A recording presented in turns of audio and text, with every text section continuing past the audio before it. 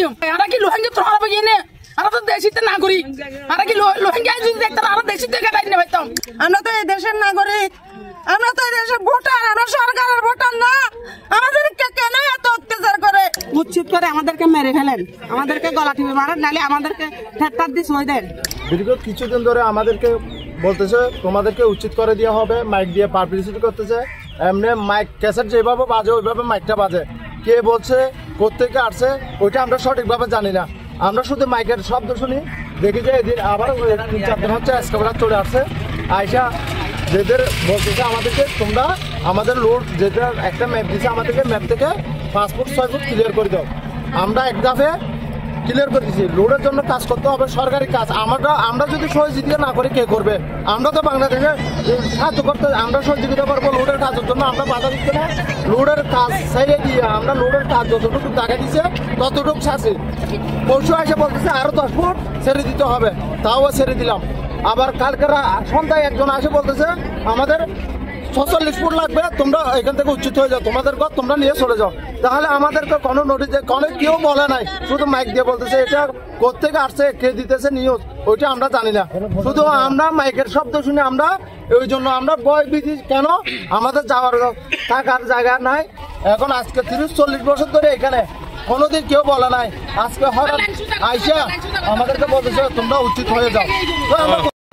আমরা এখানে 40 বছর যাবত বসবাস আমরা এখন যাবো কোথায় আমার 2টা মেয়ে বড় হয়েছে আরো অনেক পরিবার আছে মেয়ে বড় হয়েছে যাদের সন্তান রেদা আছে বড় আছে আমরা এখন যাবার মতো তো জায়গা নাই এখন শীত কাল চলতেছে এক কথা দ্বিতীয় কথা আমাদের একটা কোন দিক দিয়ে একটা বসবাসের জায়গা দেন উচ্ছেদ করে আমাদেরকে মেরে ফেলেন আমাদেরকে গলা টিপে মারেন নালে আমাদেরকে ঠেট্টার দিয়ে সই দেন আমরা কোনো উল্লেখ করবো না আমাদেরকে কোনো একটা স্থান দেন থাকতে চাই 40 বছর এখানে বসি আমার বাড়ি নাই গাড়ি নাই কোনো কিছুই নেই আমার এখানে আমি আর তুমি সব খারাপ বলেন আমি কোথায় যাবো আরা হুকে যাইম তাহলে আরা এখানে স্থান চাই আরা কি লোহাঙ্গে তোরা বগিনে আরা তো দেশিতে নাগরিক আরা কি লোহাঙ্গে যদি দেখতাম আরা দেশিতে গাড়ি না পাইতাম আরা তো দেশিতে জগম পাইতো তো তোরা যদি আরা এখানে স্থান দিত আরা তোরা তো যখন হইজ নগরী ঝগড়া নগরী তোরা যাইলে হইজ দূর আরা মাফি দিবি লাইলে মাবার আই দেয় 4টা বাজে 1 মাপ 3টা বাজে 1 মাপ ইন অন্য আরালে আরা তো জগম পড়বে লই আরা এখান স্থান দেম পড়ব কই আরা সাজগুন দে টানা তৃতীয়বার অর্জন করেছে দেশের সেরা সুপার ব্র্যান্ড স্বীকৃতি বসুন্ধরা টিস্যু যে তুলের বাজে আরা অনুরোধ করে হইতে তোরা হারা তো হলো ঘর বাড়ি কিছু নাই আরা হলে যাই মারা লঙ্গি তো হারাম না আরা তোরা হজ্জ করতে না ফাদা তো করতে না আরা তোরা তুমি কেন আসতাম তাই আন্তর করি আরা দেশিতে হারাইলে আরালে ব্যাগ গুনে গিয়াইও আই তোরা হস্তে সাই রাখেন বিকে সাই রাখেন আসতাম আরা তোর হলো ঘর বাড়ি কিছু নাই এখন ঘর দুয়ার ভাঙিয়ে দিতেছে আমাদের একটু মানে থাকার জন্য স্থান দিতে হবে থাকার জন্য একদিন মাপে বলে 20 ফুট নিব একদিন বলে 25 ফুট নিব একদিন বলে 30 ফুট নিব একাত্তর আসলে বলে আমাকে একটু স্থান দিতে হবে কারণ আমার ছেলেটা পড়ালেখা পরীক্ষা দিতে ওর পড়ালেখা হবে না সব সময় আমাদের কুচ্ছিতের ঘোষণা দেয় তাই আমরা কোনোখানে যাওয়ার আমাদের এমন স্থান নাই যে আমরা একদণ্ড জায়গা না যে আমরা যাইয়া বসত বাড়ি করবো আমরা আমাদেরকে যে ভাঙ্গা সুইরা উঠাইয়া দিবে আমরা যে এগুলো রাখার আমাদের কোন স্থান নাই